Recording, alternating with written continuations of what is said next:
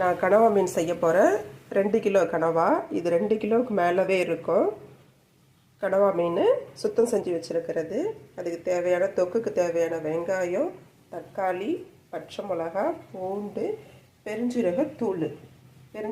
கனவா மீன் தாளிச்சிருக்கேன். எண்ணெய் விட்டு கடுகு பொரிஞ்சதுக்கப்புறமா பச்சை மிளகா, பெருஞ்சீரகம் பொரிஞ்சதுக்கப்புறமா வெங்காயத்தை போட்டு வதக்கியிருக்கேன். இப்போ வெங்காயம் வதங்கி முடிஞ்சிருச்சு. நல்லாவே வதங்கிடுச்சு வெங்காயம். இந்த ஸ்டேஜில் தக்காளி நம்ம பொடியாக வெங்காயம் தக்காளி நல்லா வதங்கிடுச்சு. இந்த ஸ்டேஜில் நம்ம தட்டி வச்சுருக்கோம் பூண்டு. முழுசாக காமிச்சிருந்தேன். அந்த பூண்டை தட்டி வச்சுருக்கேன். இந்த பூண்டை நம்ம இதில் போட்டு கொஞ்சம் லைட்டாக வதக்கிடலாம். ரொம்ப வேண்டாம், லைட்டாக வதக்கிடலாம். இப்போ பூண்டும் வதங்கிட்டு இந்த ஸ்டேஜில் நம்ம தேவையான அளவு மஞ்சத்தூள் சேர்த்துட்டு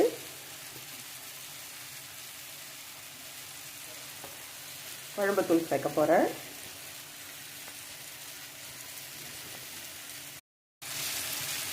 ரெண்டு ஸ்பூன் குழம்புத்தூள். உங்களுக்கு காரத்துக்கு தகுந்த மாதிரி போட்டுக்கோங்க. நான் 2 கிலோங்கிறதால நிறைய ஸ்பூனால் 2 ஸ்பூன் போடுறேன். தேவையான அளவு உப்பு. அதுக்கப்புறமா நம்ம க்ளீன் பண்ணி வச்சுருக்கிற கனவாவை அதில் சேர்க்க வேண்டியது தான். இந்த ஸ்டேஜில் கொஞ்சம் அனல் கம்மி பண்ணிக்கோங்க.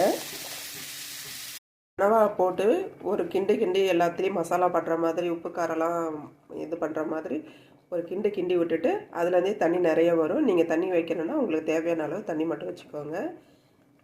இப்போ மூடி விட்டுடலாம். மூடி நல்லா வேகட்டுன்னு சொல்லிட்டு மூடி விட்டுடலாம். கனவா தொக்கு நல்லா கொதிக்க ஆரம்பிச்சிருச்சு. தண்ணி நல்லா ஹீட் ஆகி இது நல்லா கொதிக்கும் பொழுது நடுவில் ஒரு 5 நிமிஷத்துக்கு ஒரு தரம் இல்லை ஒரு 10 நிமிஷத்துக்கு ஒரு தரம் கூட கிண்டி விடுங்க. ஏன்னா அடி பிடிச்சிடும். இது அடி பிடிக்காத அளவுக்கு நம்ம தான் பார்த்துக்கணும். அதனால் நடுவில் கொஞ்சம் லைட்டாக. இப்போ பாருங்கள், கனவா மீன் கொஞ்சம் சுண்டி போயிருக்கு. ஆனால் இந்த ஸ்டேஜ் எப்படின்னாக்கா, தோசைக்கு தொட்டுக்கிறவங்க, இட்லிக்கு தொட்டுக்கிறவங்க, இந்த சப்பாத்திலாம் சாப்பிட்ணுன்னு நினைக்கிறவங்க, இல்லை சாதத்துலேயே குழம்பு மாதிரி போட்டு சாப்பிட்ணுன்னு நினைக்கிறவங்க, இந்த ஸ்டேஜில் இவ்வளோ தண்ணி இருக்குது இல்லை, இந்த மாதிரி இருக்கும்போது உங்கள்கிட்ட சொன்ன நேரமாக என்னென்னு தெரியல, எனக்கு மல்லித்தழை கொஞ்சம் கிடச்சிருச்சு.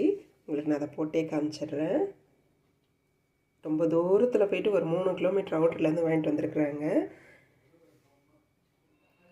கிடச்சதுக்கு ரொம்ப ஹாப்பி.